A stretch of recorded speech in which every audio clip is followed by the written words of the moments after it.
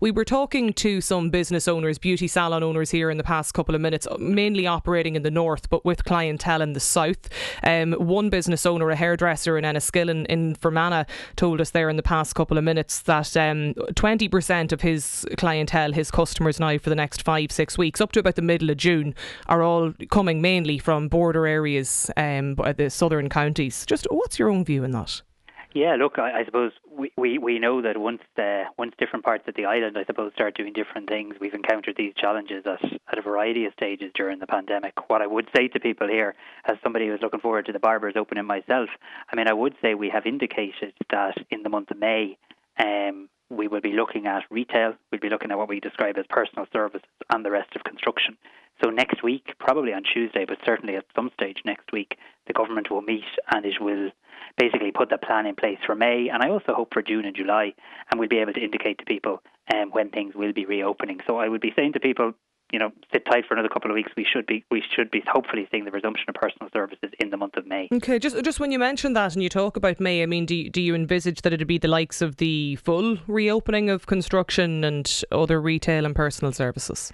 Yeah, I've got to be careful on overly speculating here, but what I would say, Andrea, is we're in better shape in relation to COVID-19 now than we've been in a hell of a long time. I feel more hopeful and optimistic than I have in many, many months.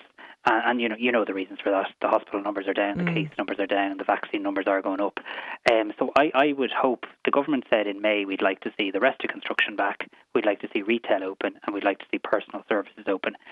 I would think we're on track for that, but I suppose I should caveat it with we need to see how this week goes, and also then it'll probably be on a phased basis. You're unlikely to see everything come back on one day in May. If you remember, this month we phased things in, something happens in 1 week, then something else happens another week. So I'd say there's a very decent chance of a phased reopening in the month of May. A lot of chat over the weekend about this rollout of the vaccine programme for the under 30s or the 18 to 30 year olds, and I know that was ruled out then subsequently.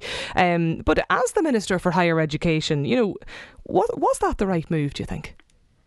I think the right move is to follow the public health advice. And the advice is very, very clear from our medical experts. They've said do it in age cohorts.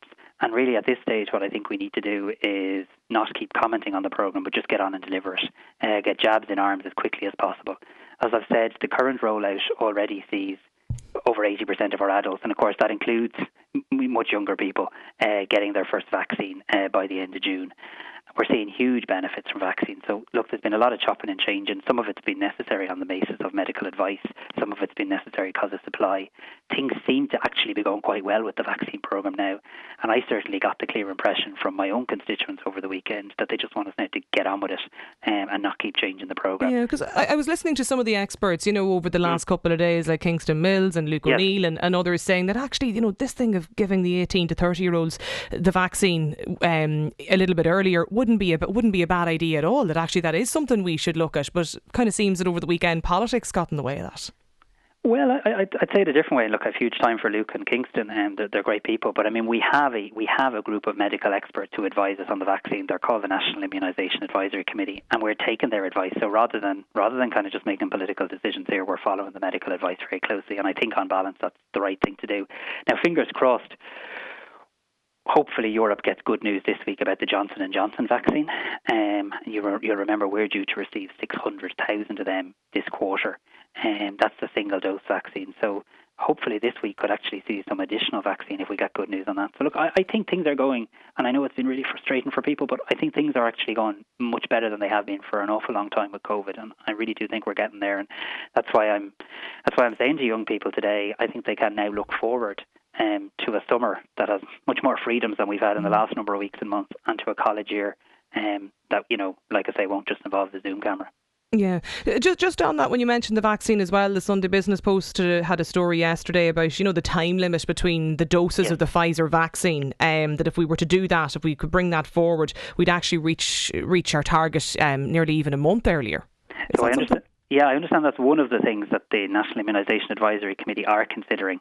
Now, again, that's something we could only do if it was medically advised. The logic is if you space it out a little bit more, you can get more people their first jab quicker. But obviously that means people have to wait a little bit longer for their second jab.